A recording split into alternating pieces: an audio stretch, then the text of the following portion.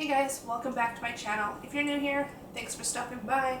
If you're not, you're probably wondering what the heck's going on. So, a little while ago, there was a lot of concerns with vlogs, and specifically like parenting vlogs, because there was this big ordeal going on with people getting fined or worried about getting fined for having excuse me, their children or anything to do with kids in general, like toys or, shopping hauls that have to do with toys in them. And I get it, it's for child safety. So during that time, I wasn't sure what was going to go on, what we were going to do. So I turned a lot of my videos private. And the rest I just deleted. The ones where my kids made unexpected cameos, I just kind of deleted them. So now we're going to kind of try and revamp the channel a bit. And we're going to start with frequently asked homeschool questions. Now you'll have to excuse me. I'm having a little issue with my throat right now. I have horrible allergies. And this time of year, everybody assumes I have COVID, but that's not the case. So we're just going to dive into it. Over the last, I would say month mostly, but a little bit the last couple of months, ever since everybody's been forced to homeschool and stuck in isolation and being in quarantine and stuff, I've been getting a lot of questions from friends and family and on social media. I'm really active on a lot of our local homeschool kind of platforms, social media platforms. So I'm getting a ton of questions, and I've noticed that everybody who's forced into homeschooling,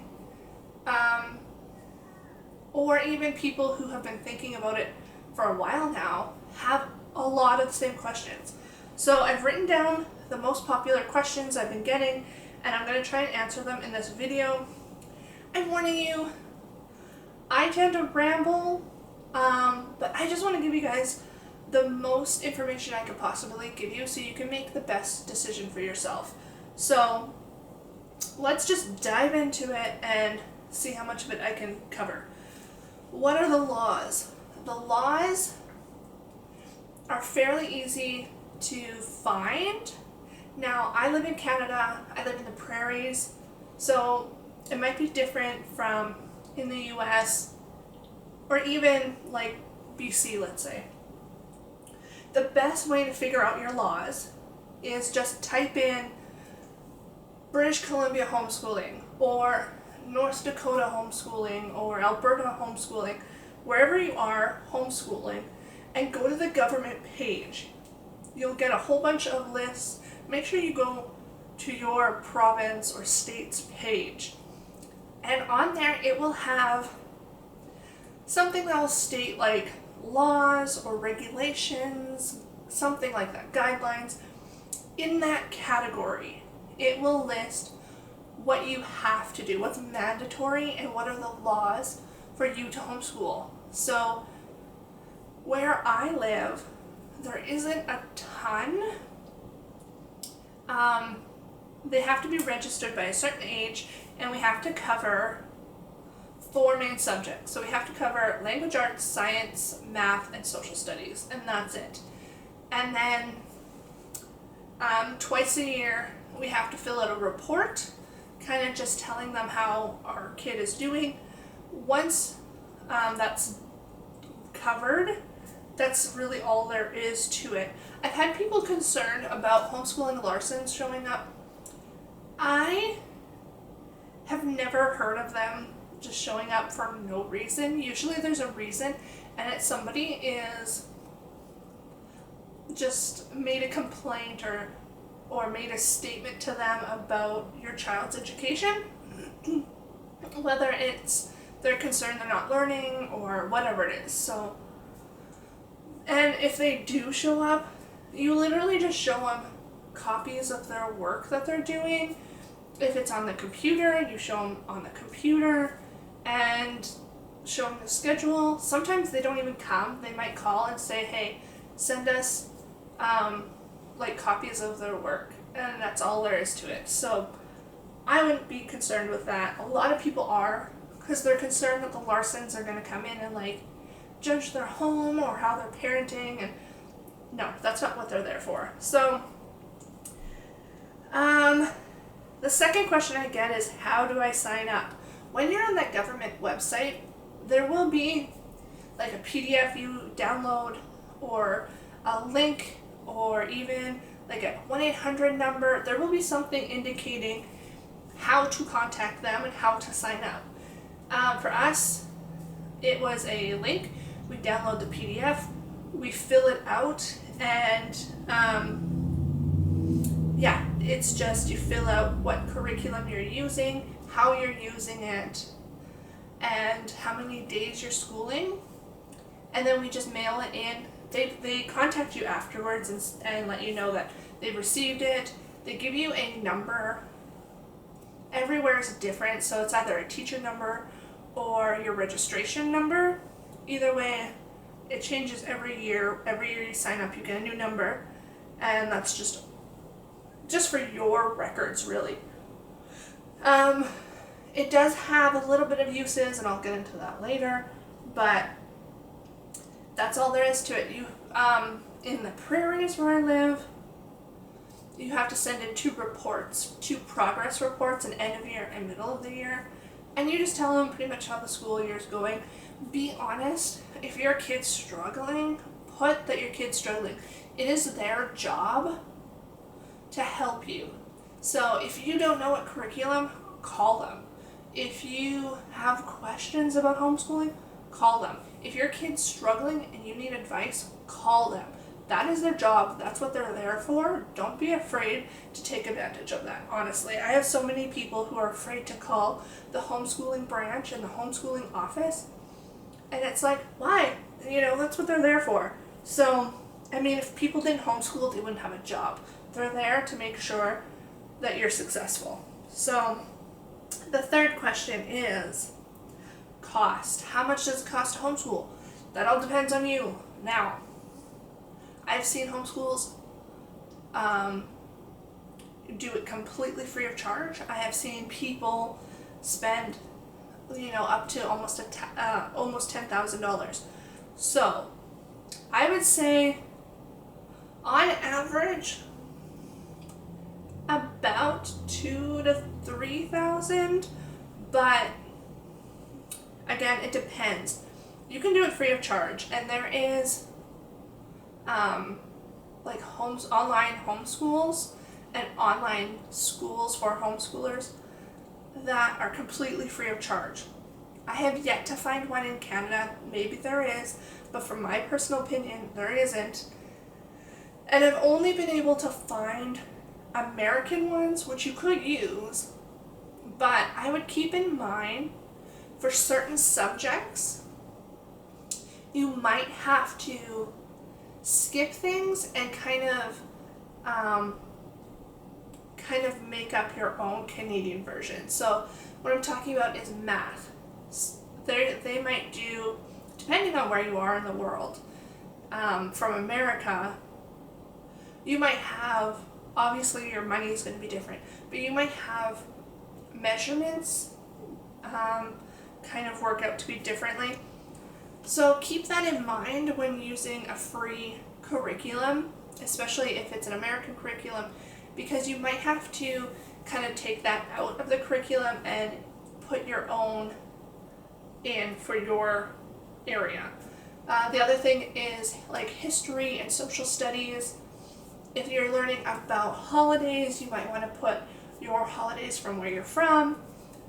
Same with like history, and even when they're talking about government bodies, you're going to want to put your own version in there, and you can usually find those things fairly easily. The other thing is you can buy full box curriculums, and it's exactly how it sounds. It is a massive box that just shows up on your step and has absolutely everything you need in it. And the awesome things about these is they're the top end of the price, which isn't awesome, but you don't put any work into it really. It will write out for you what you say to each student, how often you teach things, when you do things. It will send you every little thing you need. So let's say you're doing art. It will send you your paints. It will send you cotton balls. It will send like everything, Q-tips, anything you need, manipulatives for, I feel like I said that odd, for any subject. It just comes in all one big box. Now, again, I have only been able to find this in America, and it comes to Canada, you can order it to Canada, but when you're picking your curriculum, try and keep that in mind for, again, those subjects where you might have to teach about your country, so you might have to supplement in some way. And then I'm eclectic. I'm an eclectic secular homeschooler. So I piece together myself, mostly because I've been doing this 6 years, so I kind of know what's going on. And I have found my key resources and key places to find curriculum. So it's easy for me to piece it together myself. And lots of people do that. Lots of people buy all over the place. So keep that in mind when you're budgeting for homeschooling. What is your budget? How much time do you have to put into it? If you don't have a ton of money, you might be spending a lot more time trying to find free resources. And I think I'm going to do another video talking about really free and inexpensive resources and curriculum I have found. I will probably put that on the list for the next couple of weeks. I'll get that out. The other thing is, where do I find curriculum now? Find my notes. Well, first thing off is you can find them online. Just Google whatever you're looking for, right? Like Google, and your computer is going to be your best friend when you're homeschooling. Google whatever unit you're doing, ocean, and your grade 7 ocean science unit. You will get a whole whack of things. If you're looking to buy more resources and workbooks, then I have a list of places that I go to. There's way more out there, but this is just like a starting point to get you guys kind of going. If you're in Canada, I would go to learninghouse.ca, and they sell curriculum. You can make your own box curriculum and have it all show up on your step from there. Just because it's an online store, you can buy everything you need from there. I'm pretty sure you can even buy like notebooks and pencils and stuff. So Learning House sells both religious and secular curriculum. So keep that in mind when you're buying. If you're looking for either of those, just pay attention to what you're buying so you know you're getting what you want. You don't want to, buy one or the other and find out, oh no, that's not what I wanted. And then, you're either stuck with it or you have to go through the hassle of returning it. Scholar's Choice. Now, Scholar's Choice is mostly for teachers and schools, and you can shop there, and that's where your registration number is going to come in handy. As a parent, you could shop there anyway, but if you have that number, you get the teacher discount, which is usually about 10 to 20% depending on the item. And they specifically cater to curriculum and schools. So if you're interested in a workbook, but you want to flip through it first before you buy online, that might be a good place to go, so you can flip through books and see what they are before you purchase them. There has been times I have bought online thinking, the book was one way and it wasn't, and we didn't use it. So Scholar's Choice, I will warn you, Scholar's Choice though, they have everything, and I mean it, like they have organizing things, they have classroom decor, toys, books, puzzles, like everything, and it is so easy to get carried away there, like so easy. So go with a budget, especially if you're on a tight budget, and then go to their discount racks first and see what you can find. A lot of the times it's like there's a scuff on the cover of the book, and it went from a $40 book to a $3 book because somebody dropped it and scuffed it.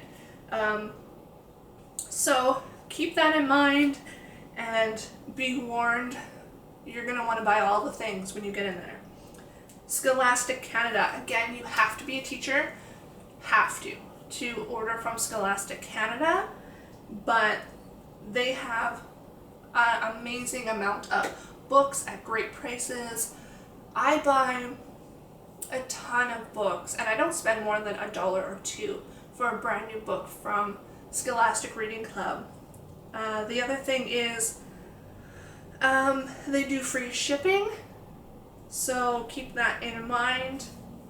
I love Scholastic. Usually what I do is at the beginning of the year, I will spend, like I budget about $100 for books, and I usually get about 60 to 70 books, maybe 80, of different picture and chapter books for my kids, and also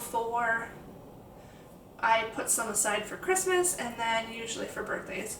We love books, we love reading, so yeah, really inexpensive.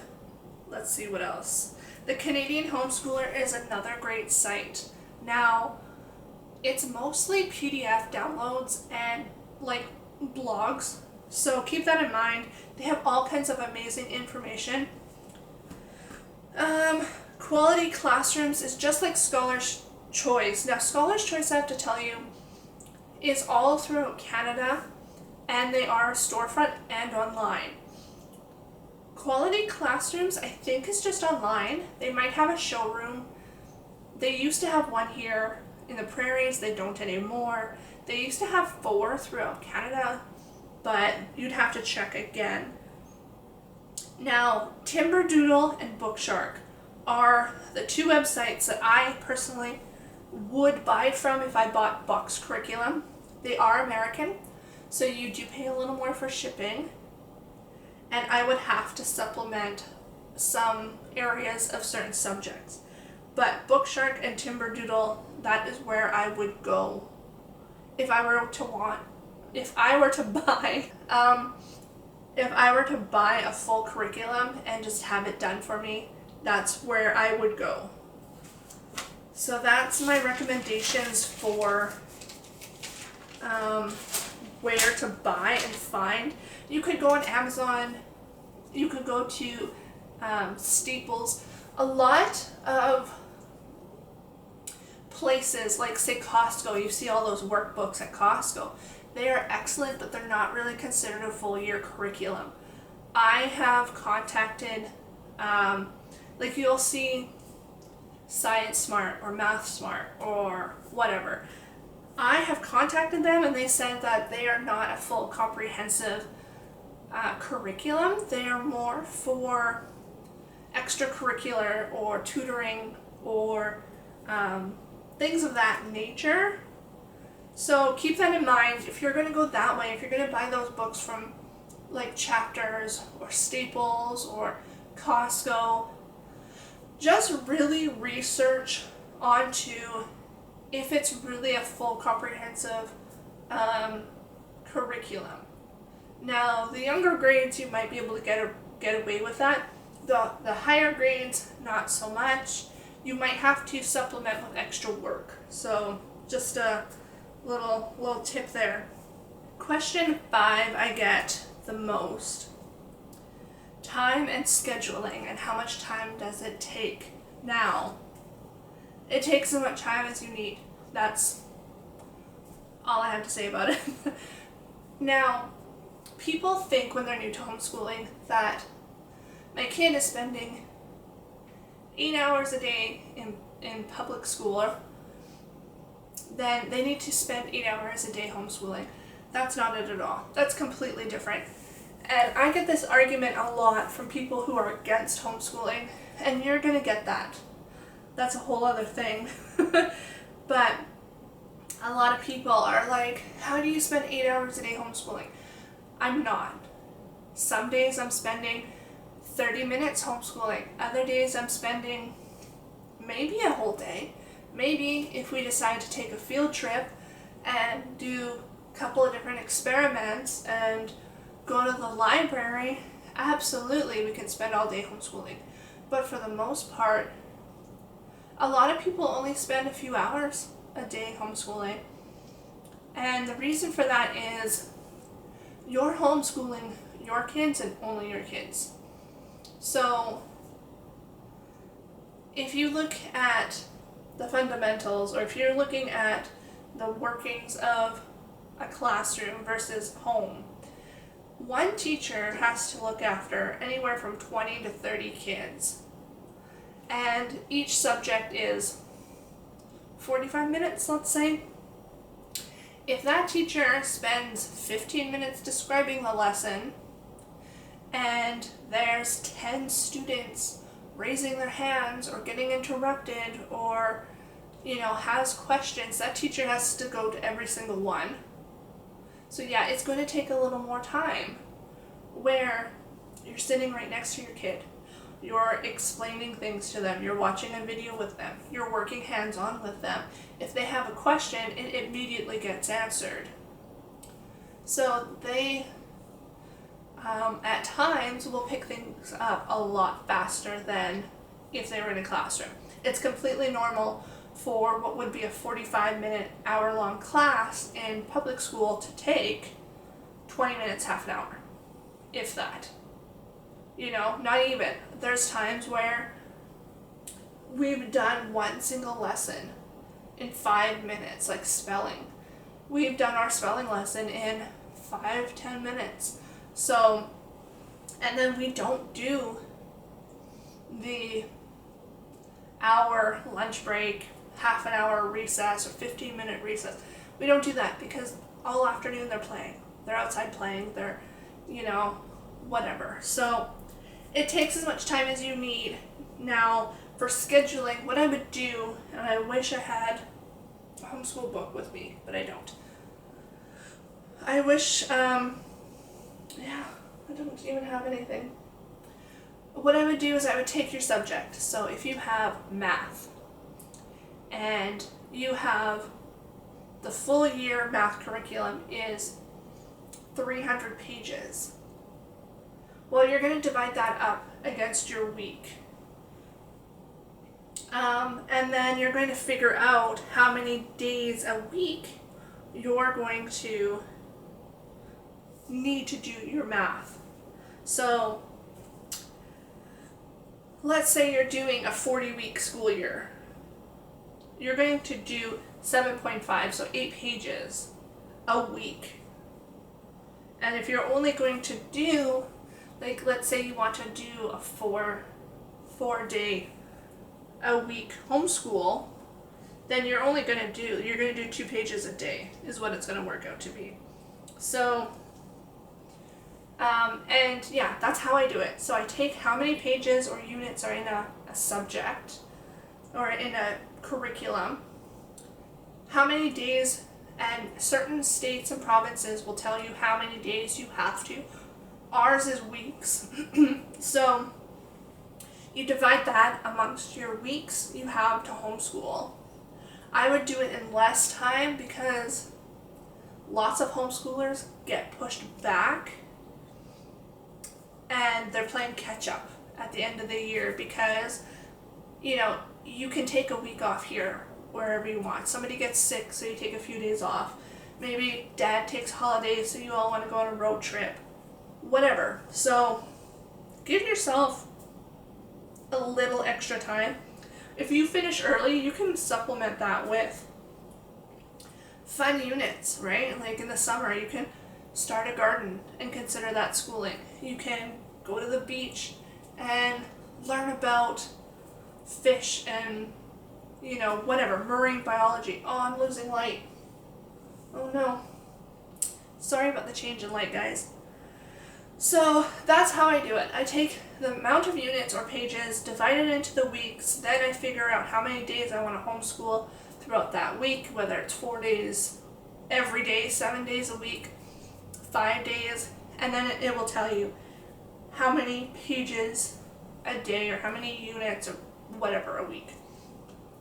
The other thing is I don't do art every day. I don't do science and social studies every day. I do every other day. So like Tuesday, Wednesday is science, Monday, Wednesday is social studies, and then Friday is art and music and whatever else. Question 6, socializing. Okay. This can be controversial, and this is the number one thing people say when you tell them you're a homeschooler. How do you socialize your kid? For one, we don't socialize our kids, we socialize animals. We educate our kids. Kids have social interaction every single day. They have it with you, they have it with their brothers, their sisters, their neighbors, their dog, the woman at the shopping mall. Maybe not now because of COVID and everybody's staying inside, but Zoom, a lot of people are against online gaming. I'm not. Me and my husband are really big into video games. So we set up game with chat with his buddies, with his cousins. So the thing is, socializing is important, but people look at it as he needs to learn from his peers. Yes and no. You can't learn something from somebody who doesn't know it. So if I didn't know how to read, I can't teach him how to read, right? So how are two other 6-year-olds going to teach each other anything? He's going to learn by seeing how me and his dad interact with people. He's going to learn by interacting with other people. The other thing is, when you go to work, when you and your husband work, you don't only work with people your age and your level. You work with other people. When I worked in an office, there were people ages 20 to retirement. At some point, you have to learn to interact with people who aren't your age level. That's just life. You're not always surrounded by people with your exact same education and your exact same age. That's just not realistic. So he learns to interact socially by seeing the world around him. Funding available. Number 7. Is funding available? Yes and no, depending on where you live. Where I live, no. We get no tax credits. We get no write-offs. We get nothing. From what I understand, BC has some, and other parts of Canada, but you're going to have to find that out yourself. It will be on their website, and if you don't know, call them. And when you're doing your taxes, find out when you're doing your taxes. Just say, is there tax credits, or is there write-offs for homeschoolers? There might be. So every province and state's a little bit different, so I would definitely look into that. Question 8, types of homeschooler and what type of homeschooler am I? Now, let me find my page.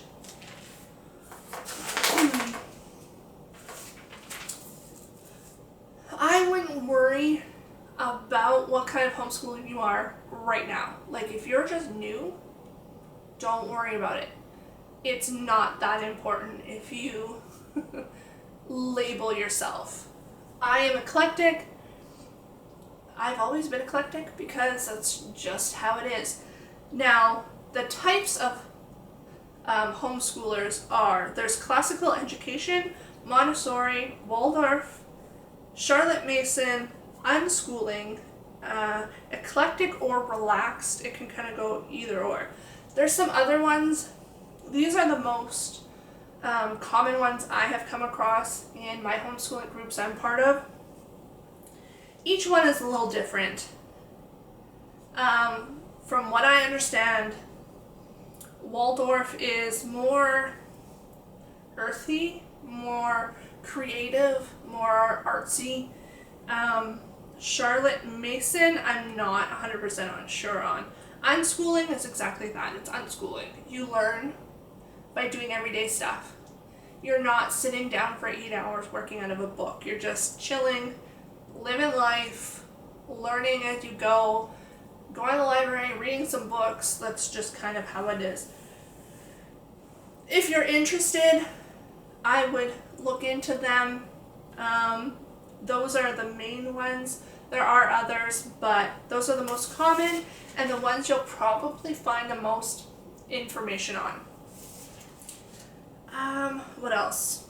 9 is it hard to do, and do I need a teaching degree?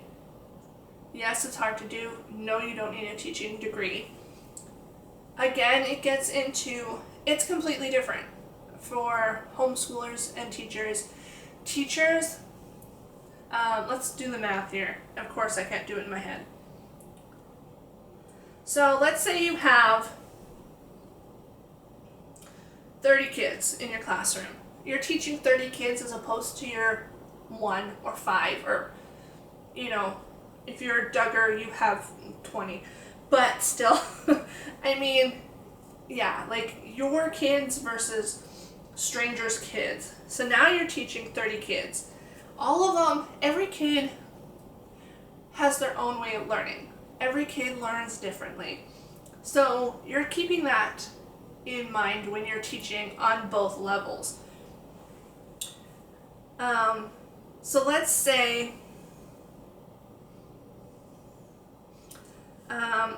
you teach for 20 years? Let's say you're a teacher for 20 years. That's 600 students you're teaching as opposed to your 5, 6, whatever, 2, however many kids you have. Now you're teaching 600 students. Plus, you're interacting with the government, you're interacting with other teachers, faculty members, parents. So it's not the same thing. It's not the same thing. You have the government telling you how to teach. Then you have the school board telling you how to teach. Then you have other teachers kind of, right there with you. You have parents telling you how to teach their kid and, putting their 2 cents in. Then you have 600 kids over your profession that all need different things. That's a whole whack of people that professionally you have to deal with. And then you have your kids. You talk to you, your husband or spouse, and what?